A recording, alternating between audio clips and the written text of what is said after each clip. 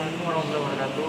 Perkenalkan, nama saya Marwan dari Mansur Majene, tepatnya kelas 12 keagamaan 2. Baik, kali ini saya akan mewawancarai mahasiswa tentang bertanya soal ketatanegaraan di Indonesia. Apa peran mahasiswa itu terhadap peran politik dan ketatanegaraan di Indonesia? Berikut kita akan tanya-tanya. Bismillahirrahmanirrahim. Assalamualaikum warahmatullahi wabarakatuh. Perkenalkan, nama saya Adinang, mahasiswa Universitas Sulawesi Barat. Oke.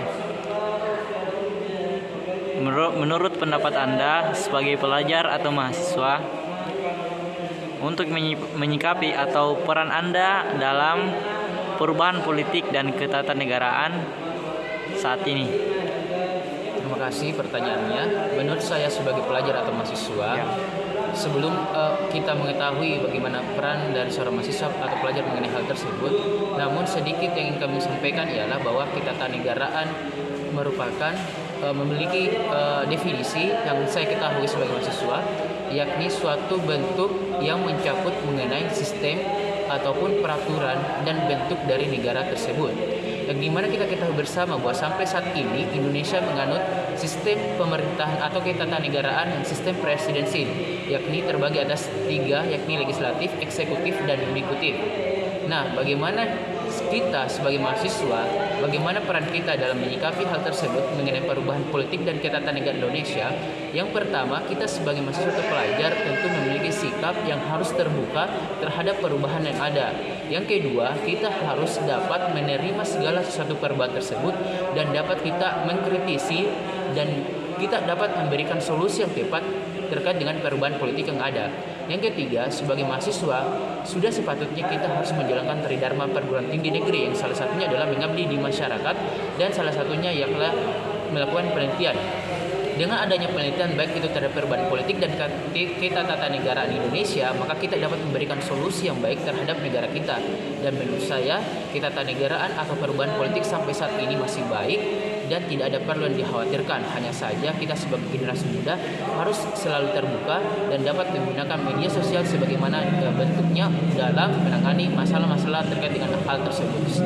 Sekian, terima kasih. Oke, untuk pertanyaan selanjutnya itu tentang korupsi. Sebagai mahasiswa atau pelajar, apa peranmu dalam gerakan anti korupsi? Ya, terima kasih atas pertanyaan yang keduanya. Jadi menurut saya korupsi adalah salah satu tindakan yang sampai saat ini tidak bisa kita toleransi. Dan sebagai mahasiswa atau pelajar, saya memberikan solusi untuk kita semua untuk melakukan atau mengikuti gerakan anti korupsi ini. Yang pertama, kita dapat mengikuti gerakan anti korupsi ini dengan membuat suatu forum atau membuat suatu grup atau kelompok melalui media sosial yang ada, misalnya Facebook, media sosial Instagram, dan kita dapat menyebarluaskan pamflet ataupun prosedur mengenai gerakan anti korupsi ini, bagaimana tindakan yang ada di Indonesia dan bagaimana cara kita mengatasinya. Yang kedua, untuk pemerintah tersendiri melakukan menurut saya harus lebih tegas dalam memberikan peringatan ataupun memberikan hukuman kepada para koruptor yang ada. Misalnya dengan pertama itu adalah pencemaran nama baik. Dengan adanya pencemaran nama baik dengan anti korupsi ini, kita dapat meminimalisir dari tindakan korupsi yang ada di Indonesia. Yang kedua, kita dapat menerapkan hukuman mati Indonesia dengan beberapa persyaratan yang telah ada tentunya. Kemudian yang ketiga, sebagai gerakan anti korupsi ini, kita sebagai mahasiswa atau pelajar dapat berkolaborasi dengan penulis dalam membuat buku gerakan anti korupsi yang dapat dikonsumsi oleh masyarakat dan khalayak luas. Jadi secara intinya ada 3 gerakan yang paling utama sebagai anti korupsi yang kita dapat memberikan solusi kepada pemerintah. Yang pertama, melakukan pencemaran nama baik kepada para koruptor sehingga dia tidak melakukan korupsi lagi di Indonesia.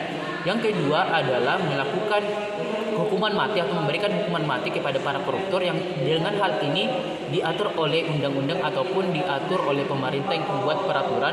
Dan ketiga adalah membuat buku mengenai gerakan anti korupsi yang dapat dinikmati atau dikonsumsi oleh masyarakat luas, sehingga pemahaman ataupun ide dari masyarakat luas itu sangat terbuka mengenai anti korupsi dan bagaimana cara mengatasi korupsi di Indonesia sehingga koruptor akan dapat diminimalisir di negara kita di Indonesia. Sekian, terima kasih. Oke, untuk pertanyaan bonus ini menyangkut tentang demokrasi.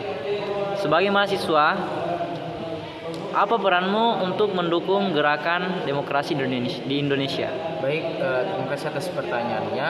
Menurut saya, sistem demokrasi Indonesia yang kita anut adalah sampai saat ini juga, yakni memberikan kebebasan kepada setiap warga negara Indonesia, bukan saja hanya mahasiswa, tetapi masyarakat luas, untuk dapat berpendapat sesuai dengan tempatnya. Demokrasi dalam artian dari rakyat, oleh rakyat, dan untuk rakyat. Dan bagaimana peran kita dalam mendukung sistem demokrasi Indonesia, misalnya dalam hal pemilu atau pemilihan umum, baik itu legislatif dan lain sebagainya, misalnya presiden atau kepala daerah, kita harus memilih ataupun tidak termasuk dalam golongan putih atau golongan netral yang tidak ingin memilih pada saat pemilu. Nah, itu salah satu contohnya. Kemudian kedua, bagaimana kita mendukung sistem demokrasi Indonesia, kita harus menyebarluaskan paham mengenai kebebasan demokrasi dalam artian kita bebas berpendapat dimanapun sesuai dengan koridor yang telah kita anut. Jadi itulah yang bisa kita lakukan sebagai peran kita sebagai mahasiswa. Pertama yang tadi saya sebutkan adalah untuk pemilu kita tidak boleh mengikuti gerakan golput atau golongan putih yang artinya tidak memilih pada saat pemilu, tapi kita harus menggunakan hak suara kita untuk menentukan 5 tahun ke depan bagaimana sistem dari ketatanegaraan kita. Kemudian kita harus terbuka ataupun selalu memberikan pendapat dimanapun kita berada, baik itu dalam hal apapun, dan memberikan solusi mengenai apa yang sebenarnya kita inginkan. Mungkin itu yang bisa saya sampaikan. Terima kasih. Assalamualaikum warahmatullahi wabarakatuh. Waalaikumsalam warahmatullahi wabarakatuh.